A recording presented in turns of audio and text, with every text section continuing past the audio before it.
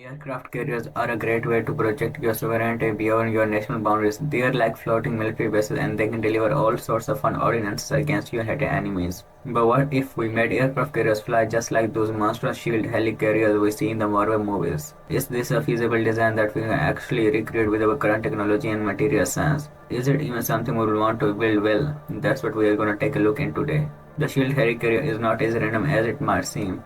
There actually is home historical precedents when it comes to a flying aircraft carrier. So let's look at some of those historical designs before we continue on to the Helicarrier. Just a few years after the first seaplane took off from the deck of a modified maintenance ship, pilots began experimenting with attaching aircraft to rigid airships. This eventually led to the Akron-class airship, which was built for the US Navy for scouting duties.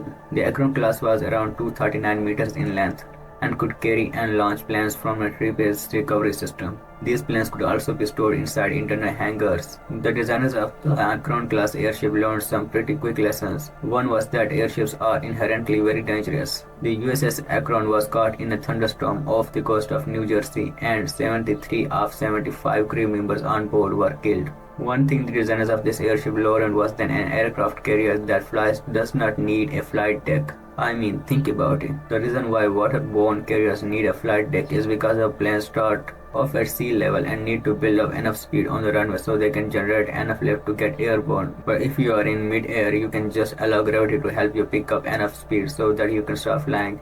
Now, obviously that's easier to do with a wood and cloth monoplane than it is with a 20-ton F-22 Raptor.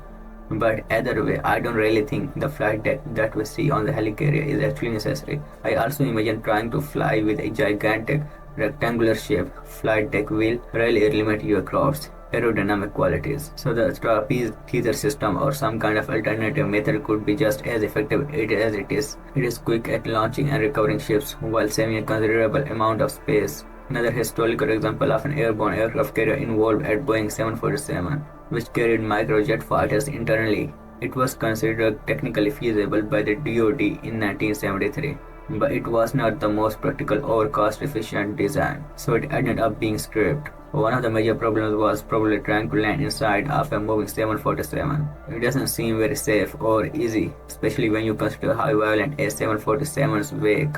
Turbulence can be something we'll actually have to consider also. Also with the Helicarriers later on an earlier attempt to convert a Convair B-36 Peacekeeper into an airborne aircraft carrier was a lot less ambitious and features external mounts on the wings and a trapeze teaser system similar to the one we mentioned before. Unlike the Boeing concept, they actually managed to test some of those prototype models, and it did work, although several of the parasite fighters, as they were called, were damaged when attempting to land. It was just too difficult for the average pilot to pull off. Then there was an even earlier attempt to try to build an aircraft carrier that can fly, and that was done with a B-29 bomber, which had wingtip teaser points. Well, one of those methods actually proved to be practically possible from a strategic, economic, and political standpoint. They just were not possible, and also a lot of these ships have really complicated landing procedures and takeover procedures which were just too complicated for your average of pilots. Some of these ships also became aerodynamically unsafe when they had planes attached to the outside of their fuselage. A problem with landing on a fixed-wing aircraft while it is flying is that a fixed-wing aircraft has to generate enough speed in order to generate enough lift to continue flying. This means that these mid-air approaches have to be very careful, calculated. Now mid-air we are feeling is kind of the same concept, but the theta in this case is much further away from the refueling ship. The theta also extends below a tanker aircraft's wake. Turbulence. Now a helicarrier would have to approach this landing situation a lot more differently. Helicopters are beasts home, which means they are capable and vertical takeoff and landing unlike airplanes that glide and use aerodynamics to stay afloat. Helicopters just kind of push themselves through the air with these massive rows. This is a huge liability when a helicopter loses power. I mean, just Google auto rotation drills for new pilots and you will see what I mean. It is terrifying. There is some benefits to be told, though they can actually hover in mid-air, making them a more stationary platform, or at least allow this aircraft to fly at a much slower speed than a fixed-wing craft. Of course, when a normal jet lands on a normal aircraft carrier, the ship is still moving in the ocean. Sometimes it is even easier to land when the carrier is moving at full speed. It can increase the length of the runway by decreasing the pilot speed in relation to the carrier Helicarrier. Helicarrier would be able to maintain a much slower speed without stalling out when compared to a fixed-wing aircraft. It will also make a more stable platform and make the landing procedure easier, and because helicarrier engines are oriented vertically, there is no weight turbulence behind the helicarrier that the pilots have to worry about while approaching the ship, but the rotor wash turbulence below and above this thing is gonna be massive. I mean, the rotors on this helicarrier are larger than anything we have here on Earth, and definitely physically longer than most of the fighters on board. The Helicarrier, if any of the fighters get caught in that rotor wash, you can expect a terrible incident. Now the Helicarrier actually has what is called an angle runway. By angling the flight deck, not only do you get additional length, you can also section off your flight deck into two areas. A takeoff portion usually equipped with the catapult or a sky jump, and your landing portion, which is a bit longer and at the rear. Now both decks on the Helicarrier seem to be prepped for takeoff and landing, but there is a clear problem with this design. The rear runway takes off straight into one of the rotors. Now, not an engineer, so I probably shouldn't be explaining this to you, but hey, what the heck, the rotor works kind of like an airplane wing as it spins around and generates lift by creating an imbalance and air pressure above the rotor, which creates a vacuum force downwards. So not only is the second runway going to send every pilot to their deaths,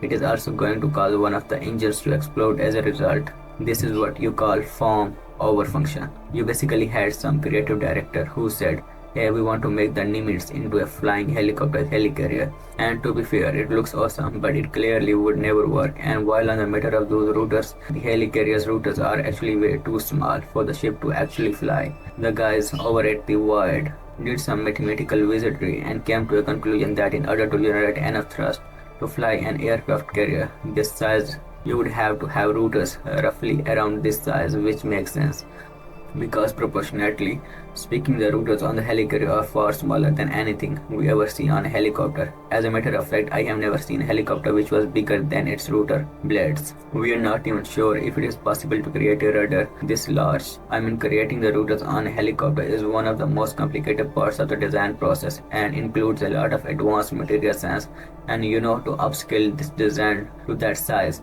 we might not have the capability right now. Rotor-powered aircraft also have performance limitations compared to fixed-wing aircraft. They are nowhere near as fast and usually have a shorter range in lower max operating altitude. It is probably also not a great idea to have an external flight deck when you are on a flying helicarrier. For when you are at higher altitude, your entire crew will run out of oxygen, so they will need oxygen masks. Also, if there is some turbulence, what is gonna stop your billion-dollar fighters from falling over the edge? And we are just at the beginning of the list of the many different problems in one encounter. When you try to create a flying helicarrier, for instance, the traditional aircraft carrier body style does look awesome, but naval ships are built with completely different design principles. From aircraft, naval ship engineers don't have to worry about making their birds fly. Therefore, limiting the weight of their vessels is not as important as it would be for an aircraft engineer. So if we are gonna make an aircraft carrier in real life that can fly, we would try to convert a 100,000-ton warship into a flying machine. We would start from scratch with something that is designed to fly and made from lighter materials, and it is most likely going to look like a giant plane or maybe even a blimp before it looks like a giant helicopter because of the limitations of that method of propulsion. But then again, every propulsion system we have now is pretty limited compared to whatever is lifting the Helicarrier into the air. Apparently, Tony Shark blended some of his repulsor technology to S.H.I.E.L.D, but we might never need to invent a new form of propulsion to actually create a Helicarrier. And that is because there is a big shift from manned aircraft to drones without a human pilot. All the sun and aircraft that comes much more manageable in terms of size and weight, so it's gonna be a lot easier to design a flying drone carrier rather than a flying aircraft carrier that actually sends off little jets with humans inside of it. So if you are looking forward to the Helicarrier, I'm sorry, we are probably not gonna see one anytime soon. Well guys, I hope you enjoyed today's video. Don't forget to subscribe and hit that notification button down below so don't miss on the rest of our awesome content.